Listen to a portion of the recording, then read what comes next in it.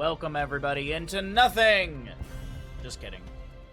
Welcome into the Hanzo Genji Cup. My name is Bahamut. On the left-hand side, we got Storm League Enjoyers. On the right, it'll be Anti-Clown Association. We're in map number 1 of our first best of 3 of the day.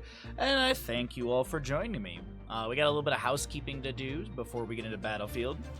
If you're wondering how we got here, the members of Storm League Enjoyers won the coin flipped and opted in for first pick priority. They will ban away Sky Temple and Tomb of the Spider Queen, Garden of Terror, and Alterac Pass, excuse me. I literally finished breakfast like 5 minutes ago.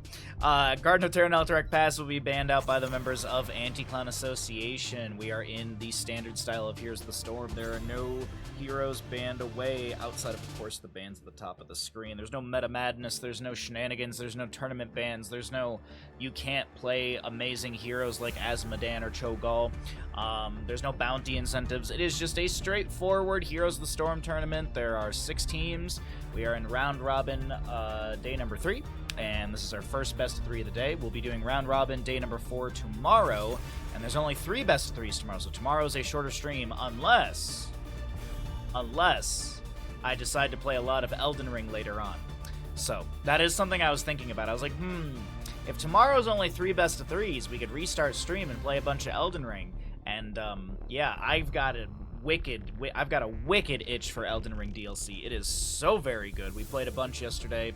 I would have played more, but my body was like, nah, you should probably stop and do stretches and walk the dog. So either way, we're going to be seeing a Hanzo Genji banned away in the Hanzo Genji Cup, so kind of fitting. Lucio banned away as well. Cho'Gall, one can only dream. One can only dream. It is Battlefield of Eternity for map number 1, so I don't expect him here. Diablo will be banned away as well. Things like Muradin have been pretty popular on this map with his Stormbolt build. Sorry, we're still waking up.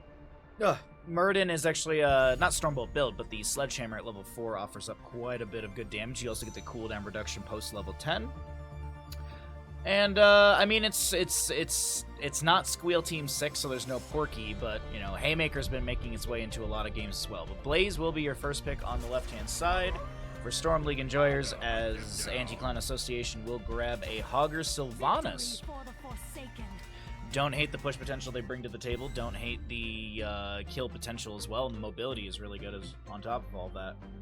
I'm just talking into my mug because it is so... Oh, God. Tea is needed today. Ooh, okay. Chromie Blaze Brightwing. So single target deletion's pretty good. Poke potential's high.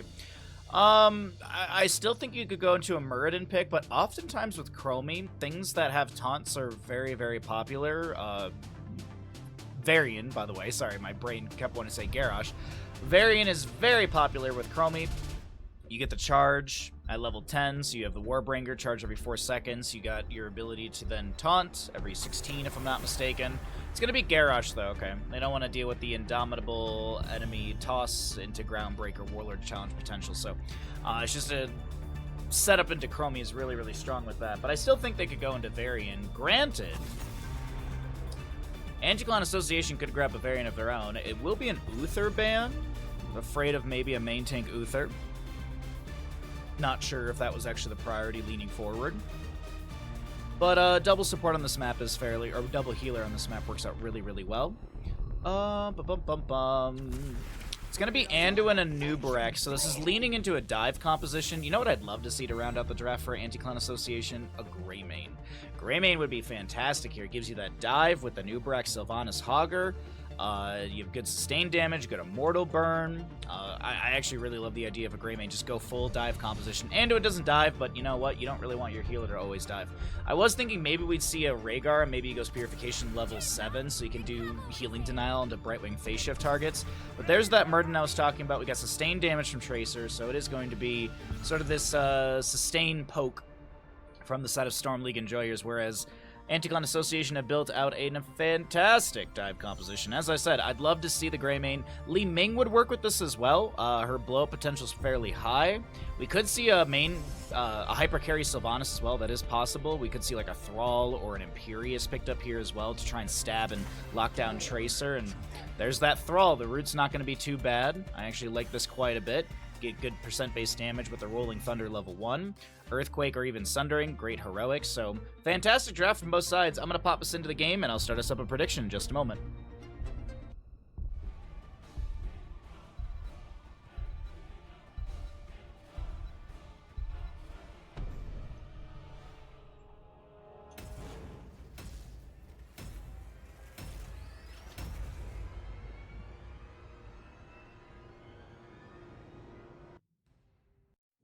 Alright, here we go into map number 1 of the day, Battlefield of Eternity. I don't think Ashmantle's here, so I got this covered. There you go. Get your gambles in, ladies and gentlemen. Don't get it twisted. Get your gambles in.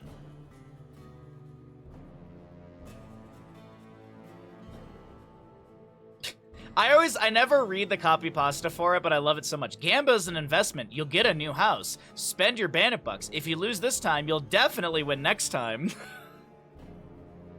I always forget. Alrighty, let's get into it, everybody. Get your Twitch predictions in. Or don't. I don't care. I mean, it makes me happy. It makes Bandit happy. Right side of the map will be Anti-Clan Association with a Valimar Hogger. We've got our Roger Thrall. Kelsey or Sylvanas will be looking at a Got Filth and Nubrak and Weary Day on the Anduin. Left side of the map is going to be the crew of Storm League Enjoyers. Rai playing Blaze. We'll be seeing a Makatu. On this Muradin, Lovecull is your Brightwing Alvarez. On the Chromium up in top lane, we got your Aryan Silva. God dang it. Tracer. Looking at Sylvanas here in the quote-unquote mid of the map. Oh boy! Oh boy indeed, Lazy Hydra. Third win Muradin. Got Black Arrows activated by Sylvanas. Blaze gets a good jet propulsion. Nubrak able to burrow charge away. Sylvanas gets the Haunting Wave teleport out. Pyromania was activated by Blaze. And he does have the Adrenaline Stimpack level 1. Chitinous Plating for our Nubrak, so he's got 65 spell armor. Works well into the Chromie. There's that Rolling Thunder I mentioned in the draft for Thrall. Deep breathing on the Chromie. She's going to be... Oh, nice root. Going to be picking up stacks on her Dragon's Breath, the W. Stark is here and he's all in. You love to see it. Good to see you, bud. Happy Saturday to you. I hope the allergies aren't kicking your butt too bad. I'm a lot better than yesterday. I wasn't suffering on the bandit walk, but still got burning eyes and a little bit of stuffiness, but you know, we're managing.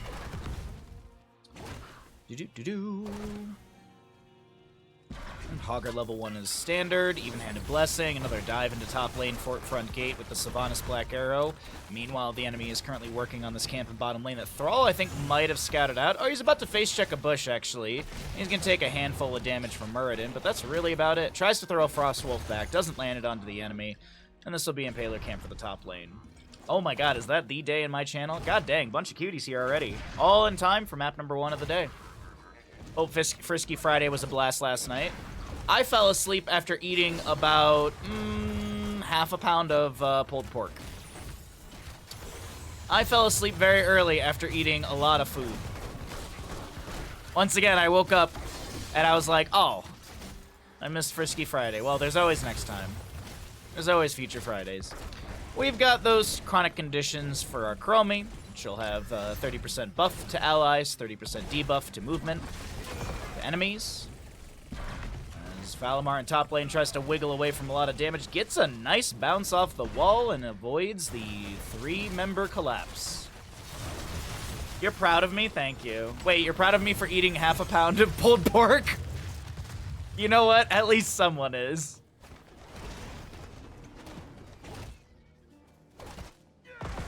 Hogger is gonna continue clearing out top lane. We've got the Shed Exoskeleton full Carapace build for our Nubrak.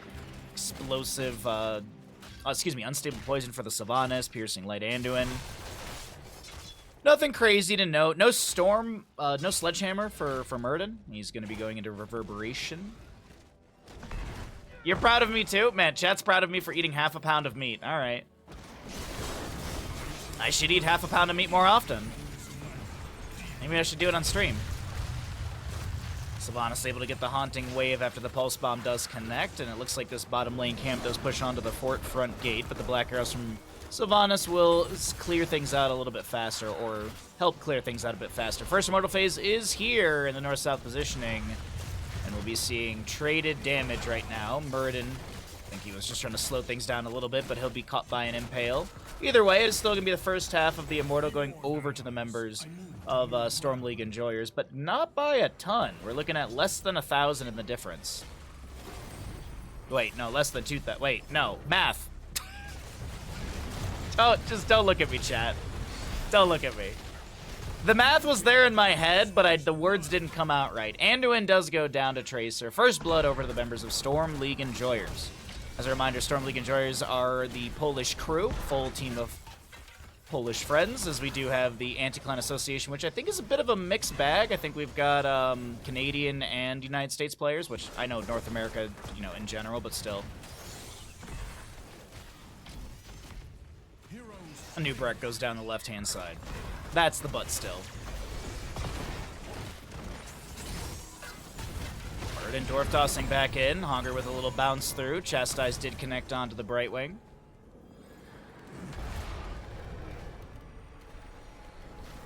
That's a real Giga Chad move, Baha? What, eating half a pound of pulled pork? I don't think so. That was like, I made 4 of those little sandwiches, and then I kind of ate a little bit, like while while the Hawaiian rolls were warming up in the oven.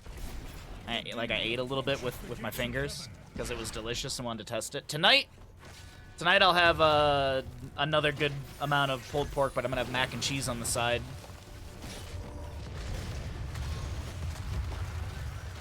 I don't know, a lot of these things always feel like taste better on day number 2 to me. Maybe it's just the slight reheat in the oven or something, I don't know. But like barbecue day number 2 always hits so good. Roger in bottom lane is definitely dead. But did finish out the Frostwolf pack level 4, so I mean, no stacks lost. He needed mana maybe? I don't know. Let's go ahead and cycle through their numbers while we continue to look at Battlefield of Eternity map number 1. Black arrows from Sylvanas as the siege from Anti-Clan Association continues in top lane. Storm League Enjoyers trying their best to defend as a jet propulsion from Blaze will not connect. Hogger gets a pretty good bounce once again. Valmar with fantastic angling on the Hog Wilds as Muradin just slows down the rotation. But Anubrak does pop his Carapace right there. I thought he was going to try and chase down Muradin. The Shed Exoskeleton level 4, giving that movement speed buff. I believe it's 30% for 3 seconds. I believe it's one of those 3 and 3s. Temporal Loop onto Thrall. Nubrak is seen here. He's going to land the Impale onto Muradin. Phase shift down into bottom lane from Brightwing. And I think there's just a bit of harassment back and forth. Temporal Loop was used. That is going to be the level 10 for Chromia. She gets her heroics earlier than others based on her trait. Muradin hits level 10, has the piercing Stormbolt value. We got Bunker, Avatar, Blink Heal, and what we got for Tracer we'll see in a second, either at the top or the bottom, as the stats are going to end in just a moment here. But our second Immortal Phase coming through in just a moment. It's going to be Sticky Bomb. Quantum Spike is a lot more blue. Sticky Bomb kind of that, I guess lighter blue. So that's how I figured out to tell the difference. But Sticky Bomb is going to have that increased radius and also have a 70% slow for 3 seconds. As I mentioned, that Shed Exoskeleton is going to be 30% for 3. And he did go into the chitinous plating. Or the chitness plating.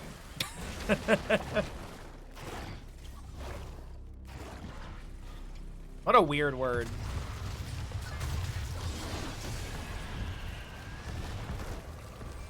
Day shift from Brightwing.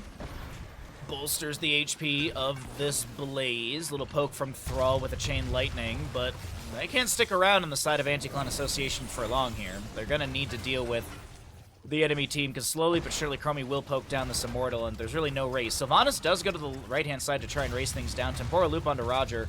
Continued poke damage from Chromie, and this is just looking like, you know what? Anti-Clan Association, they're going to do their best to try and get some shielding down off the enemy Immortal. Nubrek lands the Burrow Charge, met by a Stormbolt. Leap of Faith, Pulse Bomb, good slow from Tracer applied to many, as a Cocoon onto Muradin will be broken out quite quickly by this Tracer auto-attack damage. We've got our second Immortal Phase. It's going into bottom lane, favoring the side of Storm League Enjoyers. As a reminder, this is the first of 4 best of 3s of the day. If you're having fun here on Twitch, be sure to follow the channel. If you're watching over on YouTube for the VOD, be sure to like and subscribe so we can grow the YouTube channel. We add spoiler-free additional time so that all the best of 3s are anywhere from an hour to an hour and a half, because depending on length, that's pretty much the average time for best of 3s nowadays. With editing and such, it's about an hour. Sometimes a little bit longer, but you know what? That's alright. That just means that you see a VOD that's an hour and a half, you're like, alright, yeah, definitely gonna be a long series. Then one of these days I'll just juke you all and put like 45 minutes of extended time that does at the end. We've got decent poke damage from Chromie into the keep front gate. The fort has already gone down. Storm League Enjoyers having a pretty nice start to map number 1. As a reminder, we are on the NA server, and this is Central Ping, if you are wondering. I must rest for a time. Okay. Opposing side heroics we did not talk about: Cocoon, Wailing Arrow, Light Bomb, Hortipult for Hogger, as well as the Earthquake for, or the Sundering for Thrall.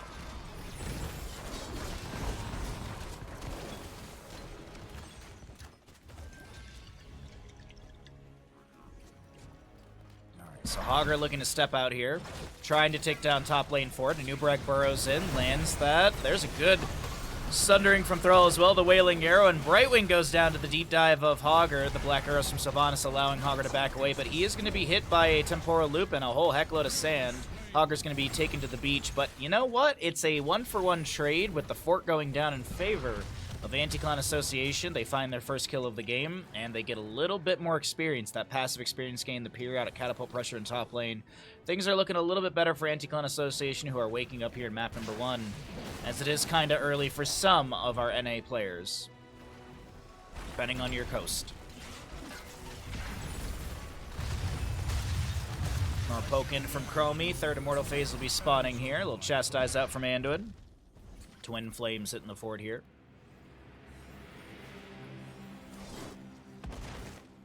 Okay. 13 will be here. 5 stacks for our Anduin. He's going to continue to see our Carapace build for the Anubarak as he goes into the Ursitating Spines. Yeah, the Urticating Spines. Pummel for Hogger. We've got Sylvanas with Remorseless, as well as the Spirit Shield for our Thrall. Camp on the right to be grabbed as the Immortals are on defensive sides of the map. Chromie with the Quantum Overdrive, level 16 already, because it's 14 for their team. Right side Fallen Shaman grabbed. We do have Tracer pushing things up in bottom, and looking at the mini-map, it seems like Thrall, Sylvanas want to go down there and make quick work of that wave. That's going to be the green light for Muradin and friends to go in and try and get some burn on this Immortal. Thunderclap into the Stormbolt, connecting onto Got Filth. But Chromie continues to throw in some of the sand, providing great damage onto the Immortal early on. The bottom lane wave is cleared out. Top lane wave is pretty massive, but the fight seems to break out here. As Hortipult onto Hogger is denied. The Light Bomb Hortipult Hogger is denied by a timeout from Chromie. Wailing Arrow from Sylvanas. I heard it did go out. We have a bit of a split in this engagement. Tracer a little bit low. Sylvanas on the left-hand side of this engagement trying to find a way out of this. She doesn't have a Haunting Wave currently. Going to mount up and look for a re-engage. Trying to avoid the Immortal stuns here, providing some decent damage. Anubarak with 21 HP goes down, but so does Chromie. Muradin lands the Stormbolt. The Chastise almost creates enough time for a dive onto Muradin, but he gets the Avatar activated, and that will be Hogger going down. Thrall and Anduin trying to get out of here. Thrall's going to be left to Tracer's rundown. Muradin doesn't have the range on a Stormbolt in Weary Day, with that Speed of Pious, I believe. No, it's going to be the boots of the Enchant Boots Line Speed. Gain 5% movement speed. This bonus is quadrupled while Leap of Faith cooldown is available. So there you go. So there you go. Anduin is 13 seconds away from getting a Leap of Faith, and this will be the second half of our third Immortal Phase going over to the side of Storm League Enjoyers. 8-2 in kills. It's feeling a bit one-sided here, as I guess not that one-sided. I do hear a light bomb go out. Muradin was CC'd for a little bit there, but it looks like a cocoon will lock him down. Tracer breaks him out. Hortipult in from Hogger. Phase shift from Brightwing. Sundering from the Thrall. Currently have a timeout on Gotfilth, who goes down to Chromie damage. Meanwhile, Weary Day being dove on in the backline by this Tracer, who takes down the Anduin. Muradin finally does fall, but a Jet Propulsion from Blaze kisses the heels of Sylvanas, and she will be taken out as well. Meanwhile, Valimar trying to find a way to bounce on out of this engagement, but Tracer, she'll just run down the knoll, and it's another quadra kill for the side of Storm League Enjoyers. And I was gonna start to say, like, well, it's not that one-sided with the 1-4 going down, and nope, no, it is pretty one-sided here, as that'll be a back-to-back quadra kill, as we also will be seeing the bottom lane keep going down. And it seems like Storm League Enjoyers, they want to make quick work of this map number 1 here on Battlefield of Eternity. But as I say that, death timers are low. Sylvanas is already back up with Thrall, Anub'arak, Anduin. Hogger up in 7 seconds. The Immortal moving into melee mode. The keep in bottom has been taken down. Blaze going to get one more wave. And it seems like there's no priority to rotate to top to try and push in further. Okay.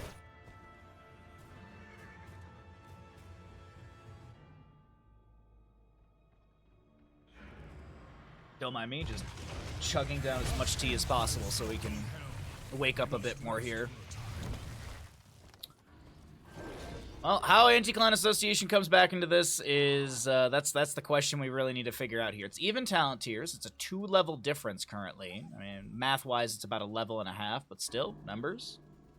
Numbers are easy to look at. We don't have to look at the bars. We've got the Glyph of Faith. We also will be seeing Epicenter for Anub'arak. Will the Forsaken for Sylvanas will be big. Got the Headbanger for Hogger. And I really do... Oh, okay. Anti-Clan Association Sylvanas is... Oh. That's unfortunate.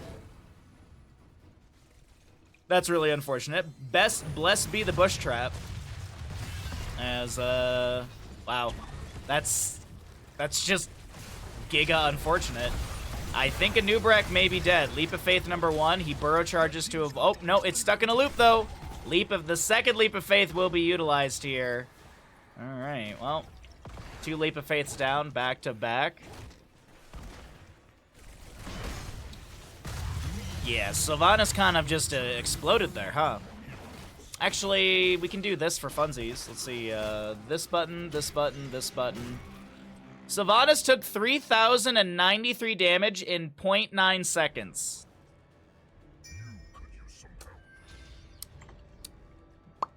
That's a lot of damage.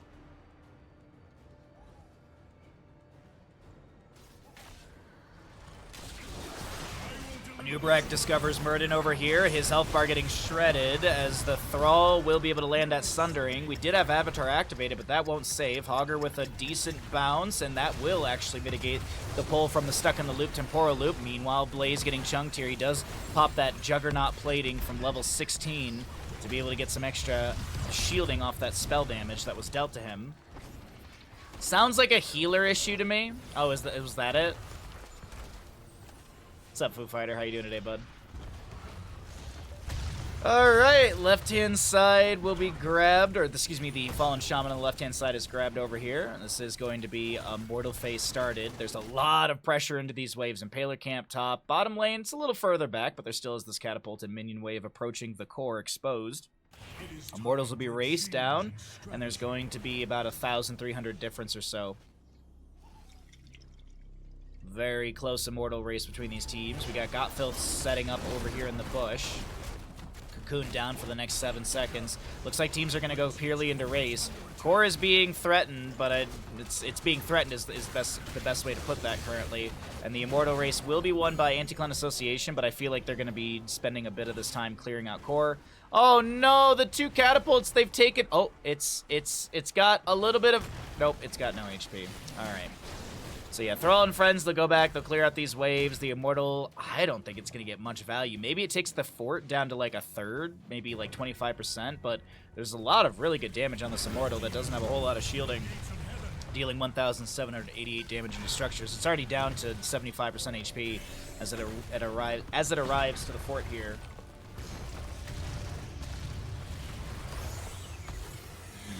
There you go. The demon has fallen. but he will rise again in time.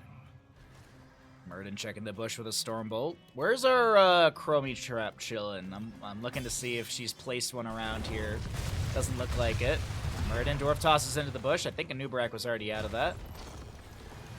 Top lane fort being, or top lane keep being threatened. It is still 3/4 of a level to go for Anti-Clan Association to pick up their 20. Tracer goes in. She does have that Get Stuffed level 20. We'll also be seeing the Fairy Protector, Hardened Shield for Muradin. No rewind, but that's activate to gain 75 armor for 4 seconds. You also have the Fortified Bunker and the Stuck in the Loop that we've seen. There's a Stuck in the Loop onto Roger. Keep does go down. Chromie missing a few of those shots, but the Stormbolt does connect. We did have the Spirit Shield activated by Thrall, that level 13 he picked up. But no kill. The top lane Keep does go down. All structures but the core removed. And this is looking pretty good for Storm League Enjoyers in map number 1. But I've got to say, there were some shining moments for Anti-Clan Association. We'll see if they can polish the ideas and really sparkle here. Like Edward in Twilight.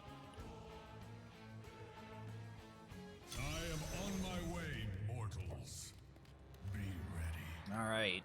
Trader King for a Nubrak, if you don't know, cooldown 60 seconds, gain 10% bonus, 10% bonus maximum health and 20 spell armor, activate to gain 75 armor. So that 10% and 20 spell armor, that's just passive. That's just passive. And I do believe that's additive with the Nerubian armor as well, so I think if he hits a W, I think he's at 85 spell armor.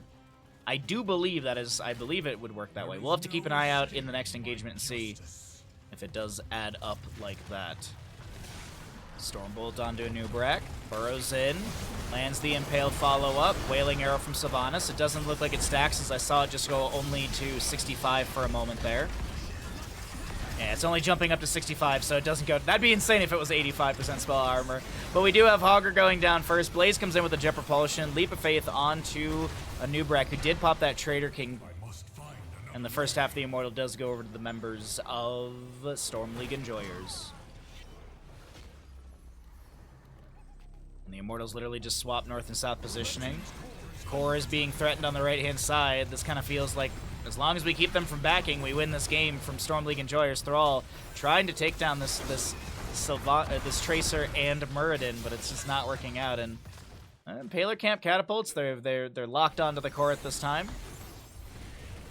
Immortal Phase looking promising to the members of Storm League Enjoyers. Anti-Clan Association goes in the Pulse Bomb. Leap of Faith onto Rogers, Spirit Shield activated, Temporal Loop onto Sylvanas. She pops the Will of Forsaken for the first. Gets pulled back off that second loop. Roger getting low, throws back a Pharaoh Spirit, lands it onto 2. Chastise connects onto a few enemies as well. Big Sandblast coming through, as that will be the 15th kill. Make it 16 kills over to the side of Storm League Enjoyers, as the core has already been dropped a bit. Hogger has spawned. He's going to clear out the current wave, but it's looking like a Nubrak wants to try and end the game over here. I don't think this is going to work out, but you know what, Gotfilth? I appreciate the effort. I appreciate the effort, but yeah, there's no way that you're going to be able to race this down. Bunker from Blaze has been summoned. The Immortal's just about a core, Sundering from Thrall as well. Muradin's back actually over here on the left-hand side, going to try and take down Gotfilth. But this is Immortal on core, shields are already busted, and GG well played. Storm League Enjoyers take map number 1 in this first best of 3 of the day.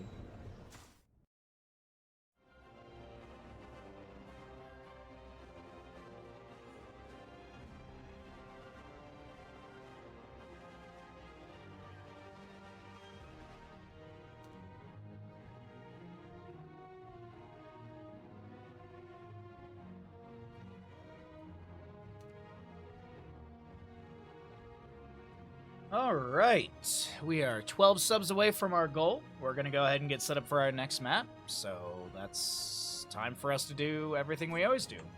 Pay out the people and talk about food. Which team wins Battlefield of Eternity? It was Storm League Enjoyers.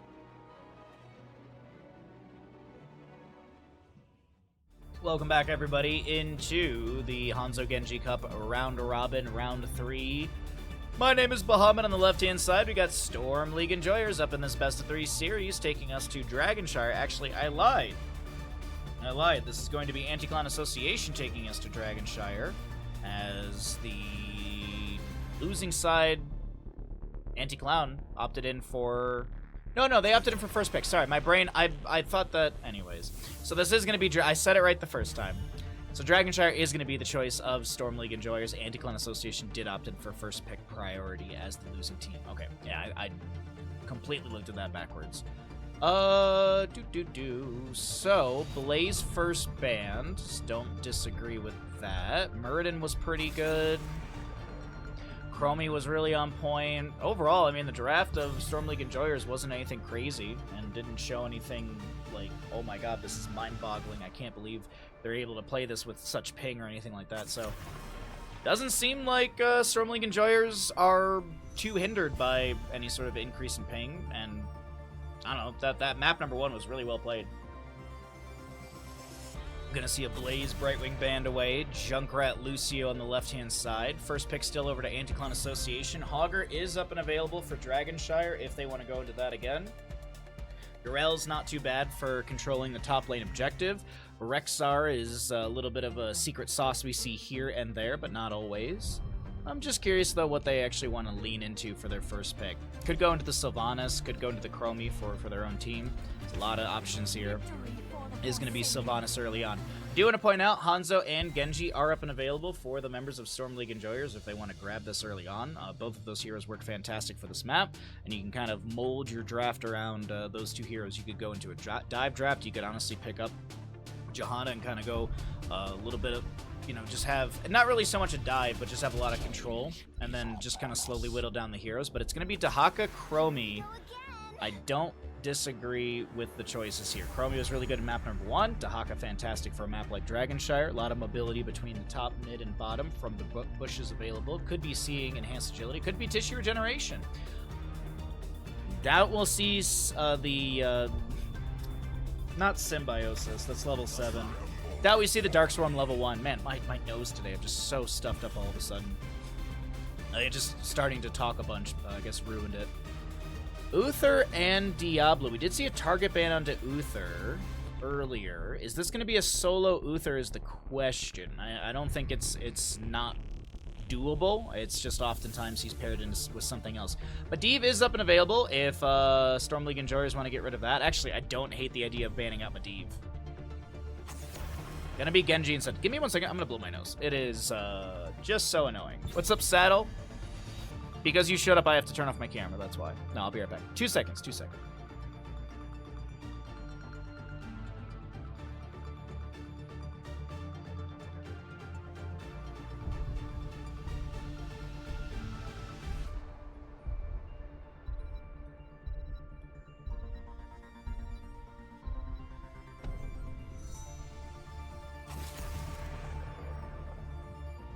Okay.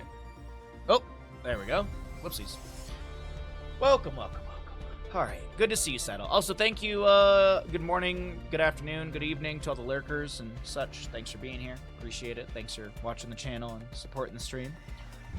Keeping us afloat. Maiev was banned away, so was Genji in that last ban phase. We're gonna see an Arthas and Rhaegar. You know, I've been seeing a lot more Arthas pop up lately, and I don't hate it. I've been seeing a lot of Arthas pop up lately, and it's very fun to see. Last 2 picks on the right side. Gonna need a solo laner into the Dahaka. Could see Falstad. It does give you a bit of a weaker front line, but range into melee can be difficult. It's actually gonna be... I think it's Snow... I think it goes Zagara, but then her... Like, I was like, you could go Samuro, but then Darkswarm, like... The level 4 Hero Stalker for Dahaka gets insane value off of Samuro. Granted, though, Samuro does have decent damage, and then, like, Zagara in top lane against Dahaka, Dahaka just taps W and clears out all of her creep constantly. So I don't know what we're going to see up against the Dahaka here. I don't really... I'm not the biggest fan of Anti-Clan Association's draft. It feels a little weird to me. I kind of feel like the Zagara should have been an Abathur. You have your Sylvanas, Uther, Diablo rotate, like, mid-bottom. Maybe go top, and then you have Samuro with the Abathur hat pressuring Dahaka. I don't know. This draft feels weird. Let's see how it all works out in the end.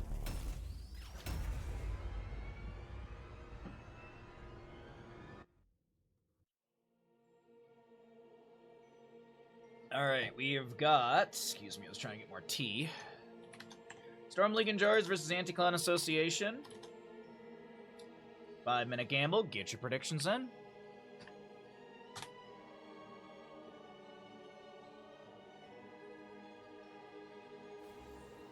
Alrighty, here we go. Left-hand side of the map is going to be the members of Storm League Enjoyers. Aryan will be your Zeratul. We've got a Lavkal on the Rhaegar. Bakato will be on Arthas. Rai playing Dahaka. And once again, reprieving the role of Chromie, we've got Alvarez. Right side of the map is going to be taking a look at Anti-Clan Association down in this best-of-3 series in the round-robin phase of the Hanzo Genji Cup. We've got a Roger Sylvanas, Valimar Samuro, Weary Day for Uther, Got Filth on Diablo, and Kelsier will be playing that Zagara. Way of Illusion for Samuro level 1. We'll also be seeing Silver Touch for Uther, Soul Shield on Diablo, Corpse Feeder Zagara, Greater Cleave for Zeratul. That is going to be Enduring Swarm, actually, for the level 1 here. The thing I said that I didn't expect, but I feel like Dahaka is anticipating going up against Samuro, so Enduring Swarm, Hero Stalker, and Symbiosis. Wonderful synergy between those 3 talents. Great cooldown reduction, great Essence collection. Let's see how this all works out as, yeah... Dahaka in top lane. He's doing a little bit of rotations here into mid as well with the help of Zeratul. Frost Presence for the Arthas, by the way. It's going to be that level... Ooh, good dive onto Aryan, but no Zeratul kill. So stacking up those Howling Blasts. We also will be seeing Deep Breathing once again for the Chromie.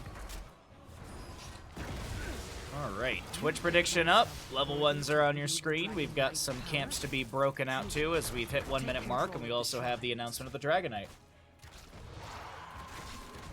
Dragonshire is one of those few maps that have an earlier spawn time on the objective at the 1 minute mark for announced, 1 minute 30 for contest. Zagara will be in bottom lane, so it is going to be that Samuro. But this is what I was talking about in the draft. Like, Dahaka into Samuro, if he just goes into Dark Swarm build, he really will make Samuro's life miserable. But I just don't know how quickly Samuro can put out damage by comparison.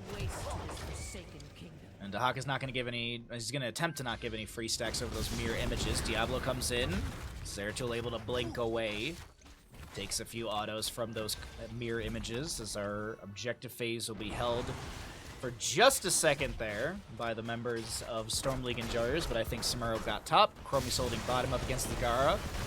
Bit of a fight to break out here in top lane as we do have both Bruiser camps crashing closer to the left-hand side for Storm League Enjoyers. And that wave is quickly cleared out by the Sylvanas. And his mirror images still chase around Arthas. 9 stacks for Samuro early on, not too bad. He did go into Mirage. There's that Hero Stalker, as I mentioned, for the Dahaka, gaining Essence when Dark Swarm hits enemy heroes. So we'll probably see the Symbiosis level 7. In bottom lane, Zeratul is still helping Chromie clear things out. Creep spread is okay for Zagara. I'm sure it's constantly being cleared out by Chromie. I do have that chronic conditions for Chromie here as well. That movement speed debuff to enemies, buff to allies. Mobius Loop for a level 7. Zagara's got that Envenom Spine as well. Arthas looking for a Howling Blast. Trying to find the 3rd stack, but none to be found. Diablo comes in with the Overpower. Timeout onto both of them. Alvarez able to get away a little bit faster because that movement speed buff. Dahaka brush stocks into bottom, lands the drag onto Uther, pulls him back into the Arthas. And that'll be a nice kill onto Uther early on. First blood to Storm League Enjoyers, if that does sway your gamble, because it looks like we got a big old believer in Storm League, and someone put some odds on Anti-Clan Association. It is appreciated.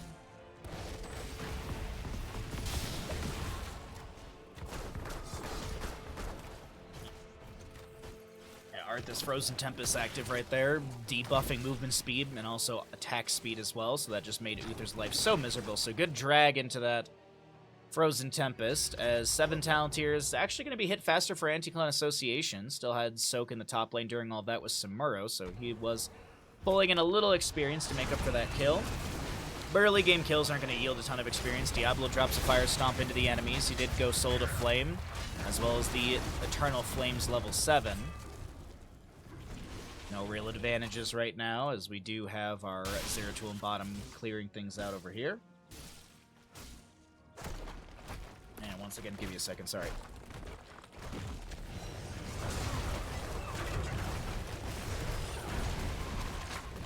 Oh man, just horrible, horrible allergy day. Good Howling Blast landing into the Sylvanas here. Top lane fort front gate is going to be mostly taken down. Rai on this Dahaka's got a whole lot of essence. Lands a drag onto one of the mirror images of Samuro, as it's currently 17 stacks for that Samuro Way of Illusion level 1, 36 for the Uther on his Silver Touch. Mid lane, Zeratul a little low, but he does not get taken down. 10 stacks for the Arthas. He's got one of the rewards. Actually, he's got two of the rewards so far. He's got the cooldown reduction as well as the range increase. But at 20 and 10 more stacks, to be able to root enemy heroes along the path.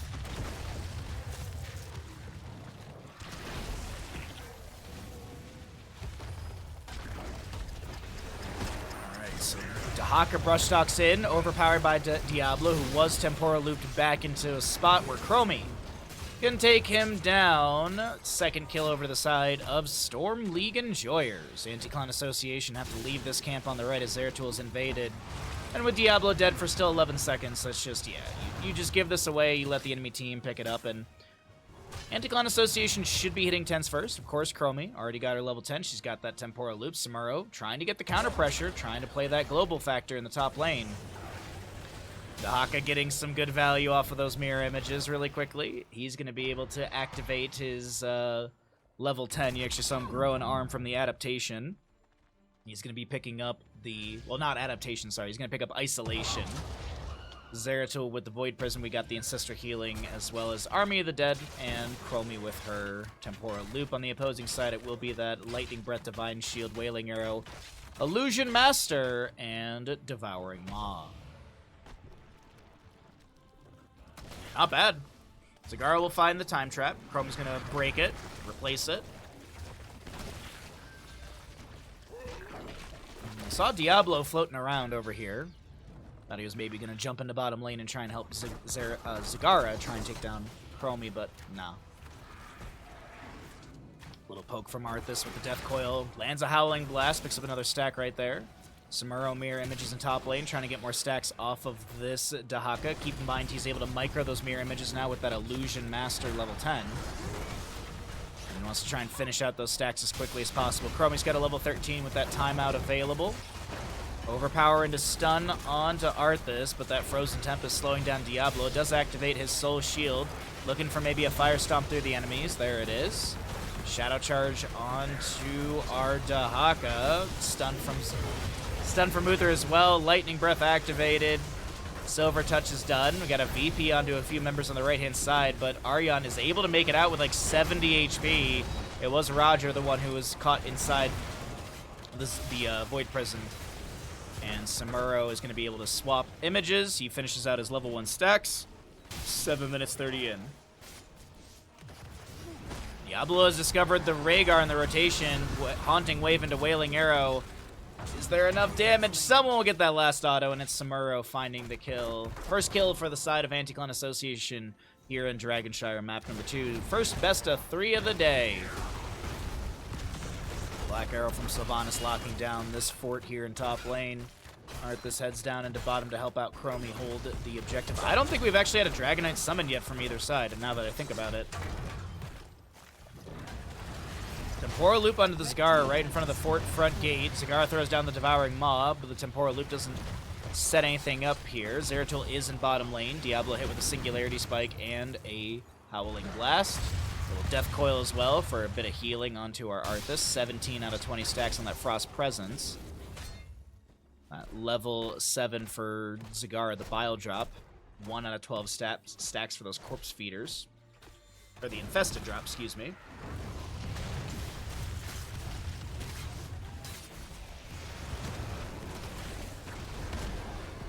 Another invade onto the Siege Giant camp. This should be cleared out quickly before it finds much structural damage in bottom lane.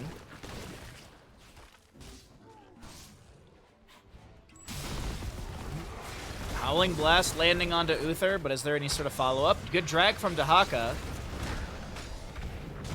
As Diablo activates a Soul Shield. Haunting Wave not reactivated by Sylvanas. No teleport in from her. Though Samuro's trying to dive onto this Arthas right now, and he does have that Frozen Tempest active. Shadow Charge from Diablo. Currently have a nice cleanse. just as the Howling Blast connects and picks up his last stack. Lightning Breath activated by the Diablo. The Wailing Arrow was thrown in there as well. Sylvanas is taken out by Arthas. He gets a bit of revenge for breaking his helmet. Something like that. Something about Warcraft lore.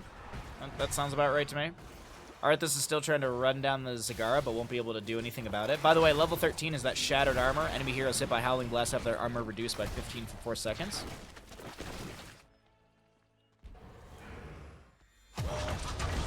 Nice split on the mirror images really quickly as Samuro puts pressure onto Dahaka. He tries to jump in and out with that Dark Swarm. Does have the Primal Rage level 13, or Primal Swarm for the armor reduction, but right now it seems like Diablo's closed the distance. No Lurker Strain, no bot back, stun from the Uther, and a kill onto Dahaka in top lane, run down by Samuro and friends. It's looking a little more promising here in map number 2 for our NA crew.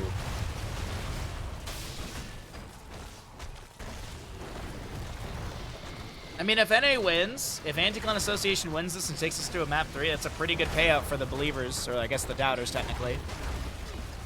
The anti-clowns, or I guess the clown antis. Diablo. Caught by a Howling Blast. Samuro, though, dives in with a Sakuchi and is able to get that last bit of damage. Actually, no, he doesn't have Sakuchi. He has the Kawarami. Can't pronounce that one. Windwalk creates a mirror image at Samuro's location that'll continue whatever he was doing. I thought he had a little teleport there, but I think he might have swapped images. We do have our Dragonite over to the side of Anti-Clan Association. Mid-fort will be worked on here. Zeratul jumps in. I apologize, as Rhaegar does go down in bottom lane. Looks like Diablo dove in deep and found that kill. Chromie Temporal Loop on a 3-second cooldown still. Wailing Arrow and Lightning Breath were just used by Sylvanas and Diablo. That probably set up the kill into Rhaegar as Dahaka pushes up top lane, trying to find some counter pressure here. Team has destroyed a fort.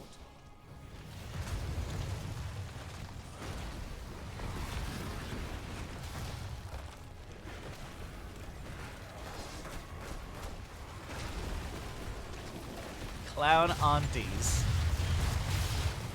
So wait, your aunt's a clown? That's not nice to call her that. Oh, bottom lane keep front gate gets opened up a little bit here. Some flame breaths out from our Dragonite. And it looks like some sidewalls taken down as well. Alright. Well, flame breath over the wall. Valimar is out of this Dragonite. And... okay.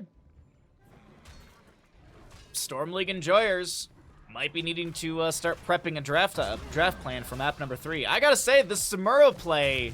really good. I thought that Dahaka was gonna make this just not really doable. Same thing with the Arthas as well with that Frozen Tempest. Slowing. What is the max on the slow? Is it 25%? I think it was 25 and 25, but let's take a look here really quickly. Movement speed 10 to 4. Okay, alright. Well, when you have it active, apparently I'm not allowed to look at it. There we go. God dang it, Arthas, turn it off! I think it's 40 and 40, actually. I think it's 40 attack speed debuff and 40% movement speed debuff. Good drag from Dahaka. Kelsey, you're trying to get away with the Temporal Loop, pulling this Zagara back, but the VP ends. The Divine Shield comes out. The Wailing Arrow. Good Ancestor healing onto the Arthas right now. The bottom lane fort does go down. Roger a little bit low. Zeratul has to blink away. Diablo with a big Fire Stomp. He'll heal up quite a bit. Arthas lands the Snipe Death Coil onto this Sylvanas. And meanwhile, Valimar has to break up back, or excuse me, has to break away and start rotating to mid. Yo, what's up, Kala? How you doing, bud? Good to see you, my friend. Happy Saturday. I hope you're well. I hope you're not suffering from allergies like me. I apologize if I sound a little stuffy. Trying to blow my nose when I can here when we have lulls in the game, so... I don't sound sickly for all of you, but either way. 5 stacks on Zagara's level 7 Bile Drop out of the 12. Oh, we do have the Hydralisk Transfusion, Corrosive Saliva, Press the Attack. Diablo is actually going to be splitting into the Shadow Charge at level 13-16, which isn't crazy. Devastating Charge level 13 is fairly common. Then you're also going to be seeing the Domination as well. Arthas does go down to the Samuro. Dahaka landing a drag onto Weary Day. Temporal loop stuck in a loop onto Got Filth here. That level 20 upgrade for Chromie. Diablo throws down a Fire Stomp. Gets some great healing coming out from that. And it looks like Sylvanas is able to push back the enemies. Now, this is 4v5. There's a decent wave pushing up in top lane.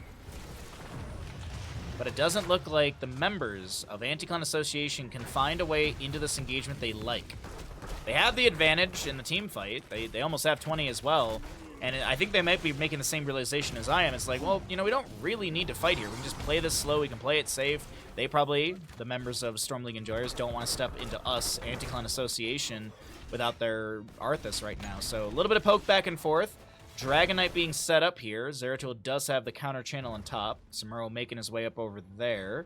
Currently have Zagara and Diablo floating between mid and bottom a bit. And there's, yeah, this should be Dragon Knight picked up. I mean, Arthas did respawn, but it just seems like the waves need to be cleared away, especially with level 20 already here. We have that Pack Instinct, the 3-blade style, which Samuro mirror images only deal half the damage they take to themselves, effectively increasing their health by 25% and their duration increased to 16 seconds. The fire comes Camp over here tagged as well for bottom lane. Looks like a big pressure priority for bottom as the keep front gate was opened earlier. We do have Bolt of the Storm for Sylvanas, the Redemption for the Uther, as well as the Hellgate Diablo. Hellgate does have a unique cooldown for a Bolt of the Storm or Bolt. Oh, we have a DC. Probably going to see a pause. Let's pull ourselves out of the game. That was a nice engage. Well, little DC. How y'all doing today? Happy Saturday. Cheers, everybody. I'm going to be eating pulled pork for the next, like, 4 days straight, I realized this morning. I put everything into Tupperware last night. And I opened the fridge this morning to grab, like, eggs and stuff to make breakfast. And I looked at, like, how much pulled pork was between the Tupperware that I put it in, and then I had another Tupperware that I put, like, extra stuff into. Because I was like, oh, I'll eat this much tonight. And then I only got through, I would say, I made 3 pounds. I probably got through a half a pound of pulled pork last night. So I'm willing to bet by, like, Monday night, I'm going to be sick of pulled pork. I might honestly just freeze. I might, whatever's left over after Monday night's dinner, I might just freeze the rest of that and then just unfreeze it in, like, a month when I actually have the desire to eat pulled pork again. Because, you know, sometimes you just get to that point, you're like, this is too much. I've had so much of the same thing. So, we'll see.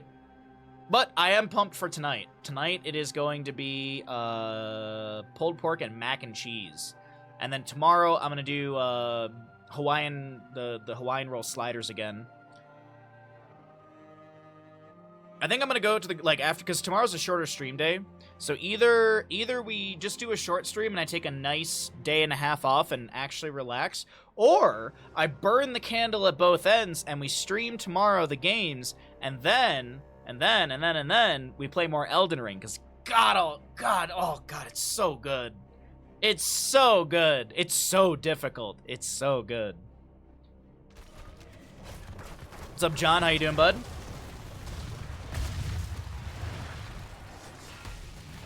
Alrighty. We currently have a Howling Blast onto Rogers. We're back into the game. Thank you all for your patience. Small DC on the Arthas player. Dragonite will confirm keep in bottom. And I like the call from Anti-Clan Association. They're like, alright, that's good enough for me. Let's back away. Now, Chromie will see all of this. Of course, everyone walking through that time trap. Pings onto the sidewall here. And it looks like Dragonite's got 34 seconds left. Tupperware commitments? Huh?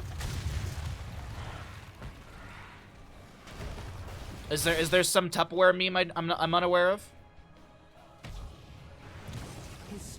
I don't know. I bought like a Rubbermaid, like there was like the big and small set of Rubbermaid thing at like the store for like $10 once. I think I got it at Costco actually. It was quite the deal. It was like 4 of the small, 4 of the big for like $10, and I'm like, that'll fit everything for a long time for me. Like, it's actually perfect for chili, because then I can put chili into the 4 small ones, and that's like chili for the next 4 days, and I just reheat that one Tupperware thing.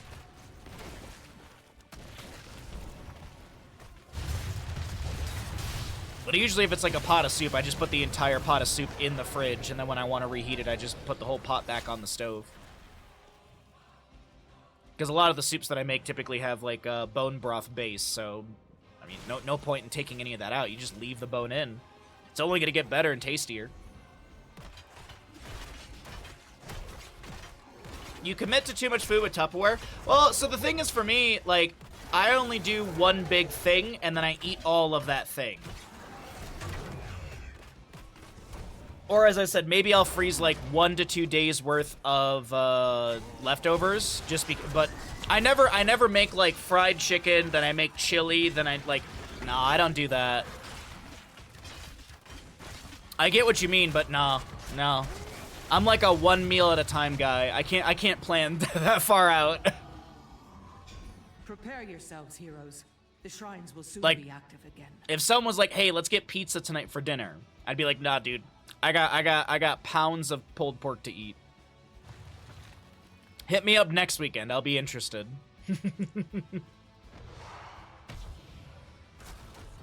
But I get you. Like, I've definitely seen some people's fridges where they're like, "So I have this and this and this," and I'm like, "Oh god, that's way too much."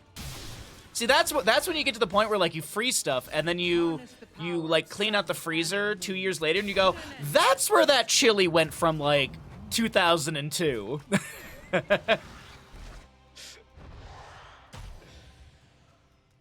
The trick is to do 2 big things and alternate the leftovers. That's probably the smart way to do it, but I just do one thing at a time because that's just, it's simple for me. Also, it's fun for me because what I'll do is, like, I'll do the pulled pork and then for a couple days I'll eat, like, soup and sandwiches, like simple dinner. And then during that time, I'll usually talk to Twitch chat about, like, man, I want to make, like, X, Y, or Z, and then someone in chat will be like, "Oh, have you tried this?" And then I get new ideas, so. You know, Twitch chat's a lot more helpful than I give it credit for at times. Though sometimes Twitch chat just doesn't want to be helpful at all. That's the truth. Divine Shield, Hellgate out. There was a Lightning Breath from Diablo. We currently have a Wailing Arrow after that Devouring Maw connected onto Arthas and Dahaka, and that was a fantastic setup into a Dahaka kill. Now, Anti-Clan Association have the top lane wave pushing onto this keep, and a Bruiser camp as well. Those one Bruiser's very confused as to what to do. I mean, you can literally stand over here and attack. Small indie company. Best MOBA out there. Red team has destroyed. I honestly wonder if, like, Dota or League of Legends had no item systems, and they had, like, talent systems. I wonder how much more approachable those games would be. I mean, it completely changes up the entire, like, game style. But you know what I mean? Like, follow me on this little exercise here. If there was no last hitting, like, maybe if experience was still separate, you just didn't have to deal with, like, money. I don't know, that'd be kind of interesting. Anyways, Uther does go down, but he does have redemption, so he's not too worried about this. Dragon Knight's currently on course. Siege Giants are arriving as well. They're currently working on a singular minion, but that's whatever. Either way, that's going to be map number 2 over to the side of Anti-Clan Association. And the anti-clown believers have got paid out quite a bit. It's a 1 to 5.2. GG, well played. We head to a map 3.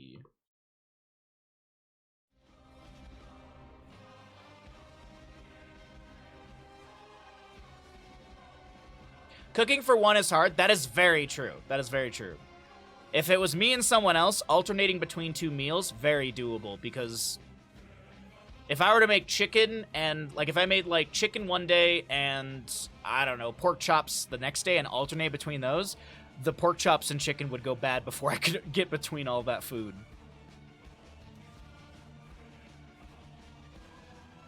All right, let's pay out the people here. Anti-Clown Association did win map number 1.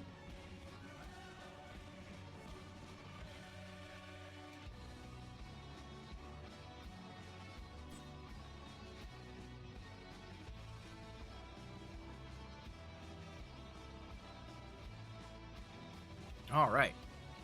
GG's. Payout's been made. Welcome back, everybody, into the Hanzo Genji Cup round robin map number 3 in our first best of 3 of the 4 best of 3s we got for this round robin phase. We've got Infernal Shrines for map 3. All right. Map 1, Battlefield. Map 2, Dragonshire. Infernal Shrines for map 3. This will be first pick coming out from the Storm League Enjoyers as the losing squad. We'll see what they want to do here. Let me try something new. Let me try something new for this game. I want to try something here for you all, chat. Let's go ahead and we'll start a Twitch prediction at the beginning of the draft. And we'll give this 15 minutes. That should time out pretty well. Let's give this a shot. We'll start up a prediction now, actually. So if you want to predict through the draft, I don't know. Maybe that's fun for some people. But either way, Infernal Shrines, map number 3. We've got an Uther Brightwing Band away. Don't hate that too much. Diablo will be removed. Okay, a little respect ban right there. Is this going to be another Blaze ban? Because Blaze was really annoying for Anti-Clan Association to deal with in map 1, and Infernal Shrines is once again... I mean, every map is good for Blaze, but this is also, I feel like, a very good map. A lot of brawling, a lot of bunker potential, a lot of really good areas to ignite the oil slicks, or even just throw down oil slicks to chase enemy heroes down. Dahaka could be a consideration. They're actually going to get rid of Chromie. They don't want to deal with her artillery, but it's Infernal Shrines, and I feel like Chromie and Mephisto are often the two mages prioritized here, so I do feel like we could see a Mephisto priority still from the side of Storm League enjoyers. As they're going to open up the draft with what? What do we want to open our draft with here? Blaze is up, and it did really well in map 1. I'd actually love to see that here. Unless they're thinking about like a Leoric or something like that for the solo lane, so they have the Neil Peasants, they've got the Wraithwalk for mobility. I do like the Johanna for a map like this. She's able to get a lot of really good wave clear setup. Condemn into some sort of mage clear is often the case. Kael'thas, Flamestrike, Blizzard, Jaina. But even then, Asmodan is often a thing, but I don't think we're going to be seeing that in this series here. A third Sylvanas for the side of Anti-Clan Association, but they will pick up the Blaze, and I think that's anticipated from Storm League enjoyers. They have to say, okay, we picked Johanna, we have to be giving Blaze, and I wonder if their solo lane is very comfortable into something against the Blaze. This is probably that Leoric as I was mentioning. You smell a Mephisto. What would Mephisto even smell like? I bet it smells gross, but I don't think you're wrong in the Mephisto. I think Mephisto is fairly popular here. We do have a Gul'dan being grabbed, so I don't think Storm League enjoyers will be leaning into a double mage, but Mephisto still can be available for Anti-Clan Association. I love the Gul'dan for the wave clear, the shrine clear. Hogger is fantastic as well. Now, what do we have available, or what do we need for the side of Storm League enjoyers? That's always what we look at here in the mid-ban phase. They need a healer, so maybe that would be our priority ban. Get rid of something that synergizes well with this Gul'dan. Could also just ban out the Stukov as well. Good zoning potential. They're actually going to get rid of Falstad, so they don't want to deal with him in the global factor, as well as his poke potential. Also keep in mind, Falstad's got Boomerang level 7, so he can get spell armor reduction onto enemies when he hits them with a Q. So it would be very synergistic into Gul'dan. Good poke around the objective with Gathering Storm. But also, Falstad leads me to believe, I mean, auto-attack Falstad's really good into things like Deathwing. And I'm wondering if we're considering a Deathwing for this map.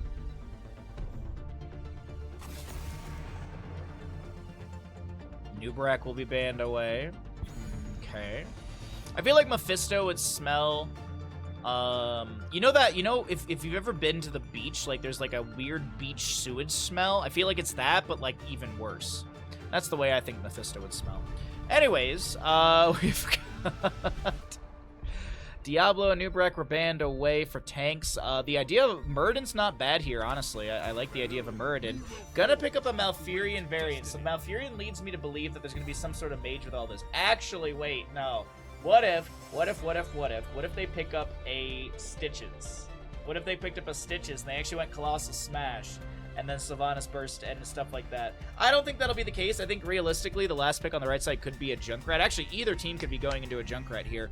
Good poker on the objective, good harassment with the steel traps and concussion mines. Riptire is a big one as well. Okay. Free Mephisto. We're talking about the same smell. Oof, that's a rough smell. Tychus Rhaegar. I do like the Tychus quite a bit. Good damage potential, high damage potential into the Blaze. I assume Variant can just go into Overpower level 1 and kind of play off of that a little bit. Might go Shield Wall as well. I do like the Rhaegar for the big Ancestral heal. This last pick, though, could be Mephisto. It's going to be Hanzo. Okay. Well, Kala, as per the rules of the stream, you are incorrect, so you now have to subscribe tier 1 to the stream. That is the rules. I don't make them. Bandit does. The Twitch Gamble's going right now. If you'd like to make a prediction as the draft has been completed out, let's get into it. Map number 3. We'll see who's the victor in this round robin best of 3 series.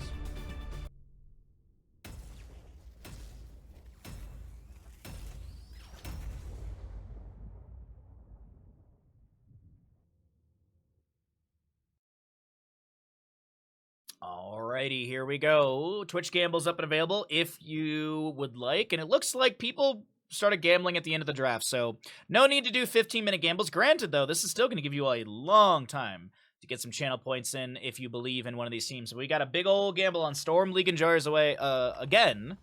Looks like someone's fine with spending some big old channel points. You know what? You're just spending it to the Bandit Buck economy. You're just sharing it with those lovely humans. So long as someone believes in Anti-Clan Association, none of these channel points go to the void.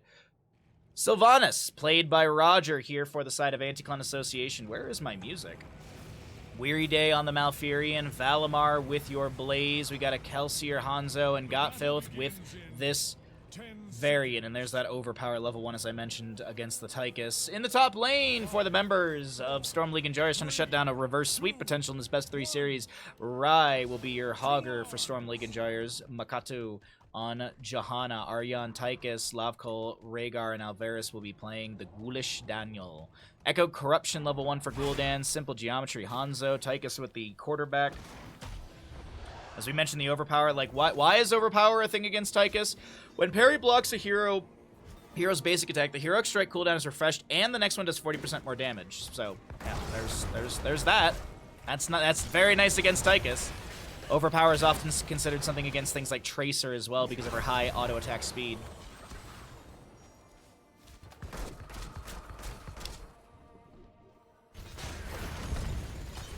Post 10 gambles? You think our gamble will go post level 10? That's a possibility. I actually don't know how much time is left. I'm assuming over 7.5 minutes as I'm talking about this because it looks like the bar's not even halfway elapsed. Haunting Wave gets out. Shield Glare pokes onto Roger's health bar. Top lane is going to be our first Punisher, the Arcane Punisher here. It looks like Tychus and Hog are going to try and open things up a little bit with the anticipation that they, Storm League Enjoyers, will be able to grab this first objective phase. And honestly, this is really good initial damage onto the fort front gate. Like, structural damage isn't that much, or structural experience isn't that much. It's 125 extra experience right now. But still, like, getting that early on, that just means that these waves are crashing up further. You can pressure the Blaze harder, so we'll see how this all works out. Meanwhile, on the left-hand side, there was no Impaler Camp grab. Kelsier scouts that out with a Sonic Arrow. Getting into level 4s in just a moment here from both these sides. By the way, it is going to be Overwhelming Affliction for the Sylvanas.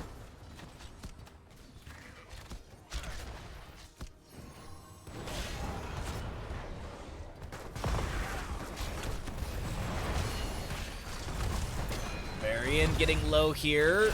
Able to get another parry. Sleep from Malfurion with the Emerald Dreams level 1 on top of his Entangling Roots.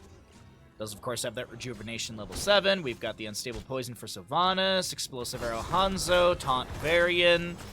Gonna be see the bigger they are for Tychus, so gonna be dropping health bars a little bit faster here. Charge in from Varian, no Taunt activated.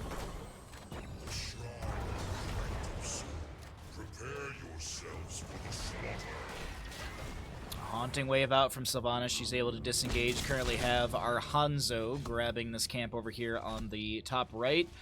Blaze, or excuse me, Tychus, different Terran Marine type character.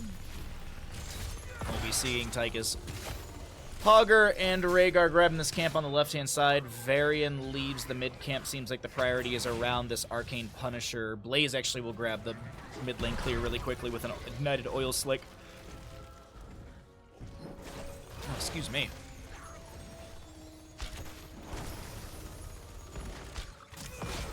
Scatters coming out here. Sonic Arrow to get some vision. I'll pull away the talents for just a moment before sevens come through so we can get a better idea of how things are looking. Blaze is pushing up mid. He's trying to grab that 7 a little bit faster for his allies. He'll probably jump into top lane. Actually, it looks like top lane is being cleared up by Kelsier with those explosive arrows, helping his allies get to that 7 faster as well. And that will roll through here. Good taunt onto Johanna. She does go down. More poke damage onto Alvarez, but that Gul'dan gets a chain heal and he's fine. Waves are cleared away, but a nice snipe onto Johanna. First blood over to the side of Anti-Clan Association. Almost 4 minutes into our map. 7-2-6 in our levels. And it seems like Anti-Clan Association will be given this objective. And we'll have a couple waves cleared out by the crew of Storm League Enjoyers. They should be able to rotate back into top lane around the 35-ish mark. I don't think they're gonna give like the top 4 or anything like that, but there's a lot of priority into the siege in bottom lane. Varian comes through with a flank taunt, looking at the Rhaegar, diving in immediately. Good body blocks, no root sleep, but Lovecall's Giga dead here. I don't see a way that this Rhaegar makes that alive. He's caught between a Varian and a Fort, as well as I guess Malfurion on top of that as well. Punisher does go over, and this bottom lane siege kind of goes a little south. Meanwhile, over in the top lane, Blaze is gonna try and pressure onto this Gul'dan, but no kill to be found.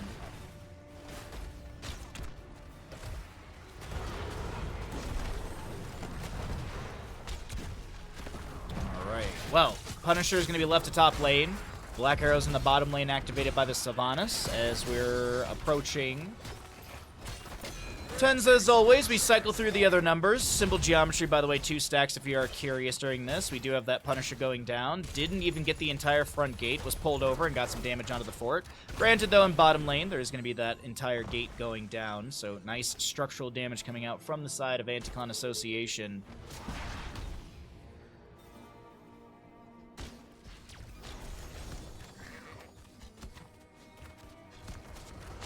Right side camp will be grabbed. Varian going to start out the left-hand side Impaler as well. 10 Talontiers here, 5 minutes and 30 seconds in. Kala, you were wrong. You said around 6 minutes! That's not around! Our gamble is still going, though, if you'd like to get a last little bit of channel points in. Taunt from Varian onto the Johanna, looking to pressure her once again. It was a Wailing Arrow, Dragon's Arrow, Bunker, and Malfurion's holding. I'm assuming it's Tranquility, but we could see Serenity. Or not Serenity, sorry. We could see the Twilight Dream.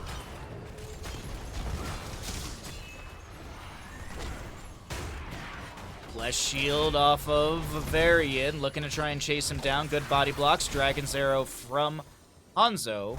Connects onto our Tychus, or connects onto the enemy Tychus. And that will be the end of our engagement. Blaze in top lane, maybe he gets run down. Nah, he's able to get out of here just fine. Shockwave, Commandeer Odin, Ancestor Healing, Bless Shield, and that Horrify for Gul'dan. Varian, by the way, went into charge, the Warbringer. Every 4 seconds he can charge onto the enemy heroes. Another Black Arrow activated by Sylvanas. Tries to break the Gul'dan Drain Life with a short distance Haunting Wave, and we'll be able to.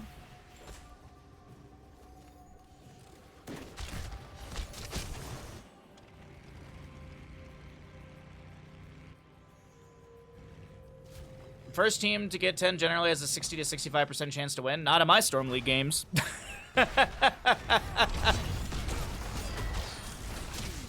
I feel like if you get 10 first, you're actually you're bound to lose 60 to 65% of the time.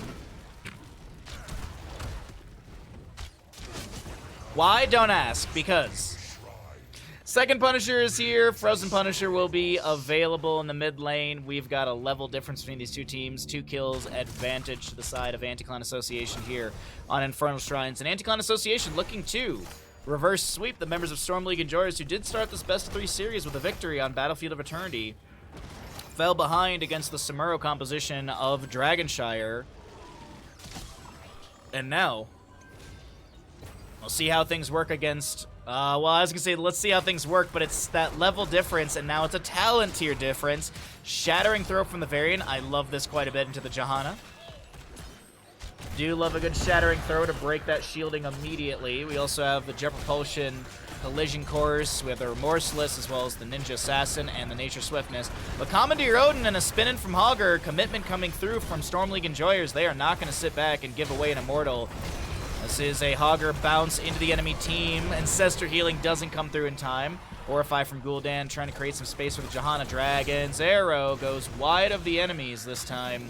And currently have Hogger sealing a couple of those skeletal defenders. But this is the end of this fight around our second Frozen Punisher, or our second Punisher of the game. And Frozen Punisher moves into mid in favor for the side of Anti-Clan Association, who pick up a third kill. But silver lining, in the end of all of this, we do have 13 talent here for the crew of Storm League Enjoyers for their defense. They will have that Roar for the Johanna, level 13. We'll also have the Health Stone, Gul'dan, Tidal Waves, Pummel, and Tychus is holding his level 13. We'll see what he picks up here in just a moment. So Punisher left to mid lane. It's pulled into the keep front gate. The fort will be saved, I do believe, and a little bit of damage on the keep front gate, so not too bad. But the top lane fort should go down. Bottom lane fort worked on by Sylvana. She's got a minion wave pushing in. No possession, by the way, at level 4. She went into the unstable poison, so couldn't steal some minions away to buff this siege in bottom. But that doesn't matter. Black arrows will expire. Another minion wave's coming through. Got a free globe for Roger here. He's going to auto attack into that. And this will be mid fort going down, actually. Top fort will be saved by the crew of Storm League Enjoyers, as we currently had a bunker summoned by Blaze. Hogger with a spin in. Varian gonna ally charge. Dragon's Arrow onto Gul'dan just below. Scatter off the sidewall. 16 stacks for our Hanzo right now as the Horrify from Gul'dan splits Got Filth and Valimar. Got Filth is gonna be able to charge to Valimar. The healing from Weary Day on point. Nicely done. Commandeer Odin, about 30% left on that timer. Gonna throw in a few more Ragnarok or Annihilation shots here, as well as the Ragnarok missiles. Uh-oh. Snipe from Hanzo. 4 kills to the side of Anti-Clan Association as a scatter off the sidewall right there. Tychus is going to be taken down. It's a double kill for the NA squad, who have woken up through Dragonshire and are on pace to take a map number 3 from the Polish crew of Storm League Enjoyers.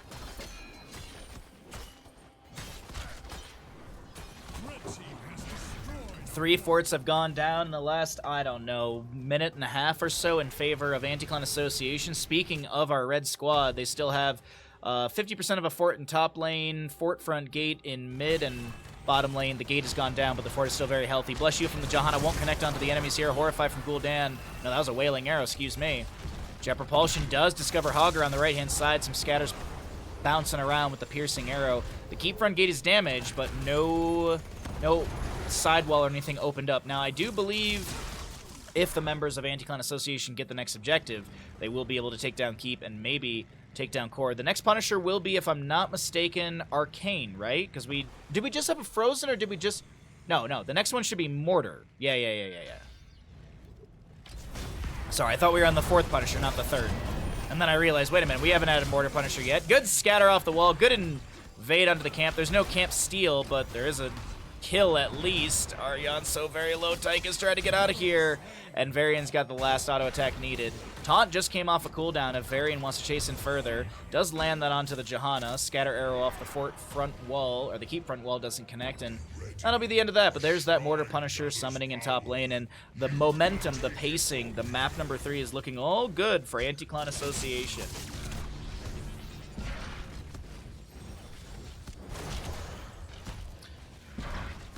85K gone in 2 games, and by gone I mean shared. Yes. You don't lose channel points in this in Twitch at twitch.tv/Bahamut Gaming. You're just donating them to the other viewers. You're not losing your channel points. You're just Anyways.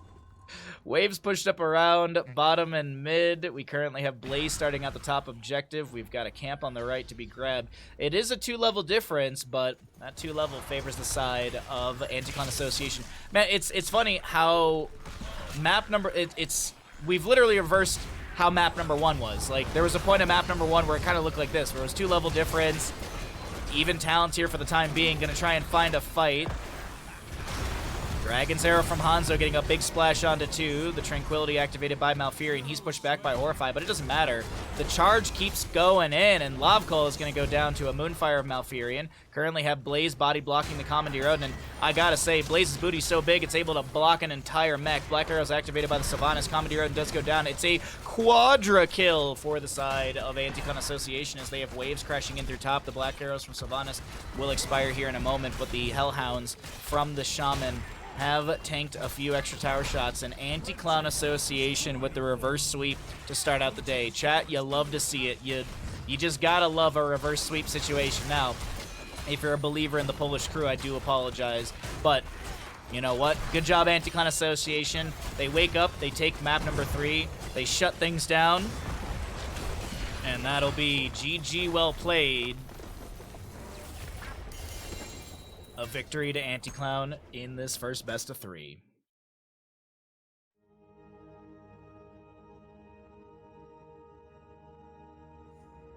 And that is not the last we'll see of Anti-Clown Association. We will see them in our third best of 3 of the day. Oh, heck! Holy fucking shit, it's a Tier 3 sub. Jesus Christ, what the fuck? Oh my fucking god, fucking Tier 3 sub. holy shit, what the fuck?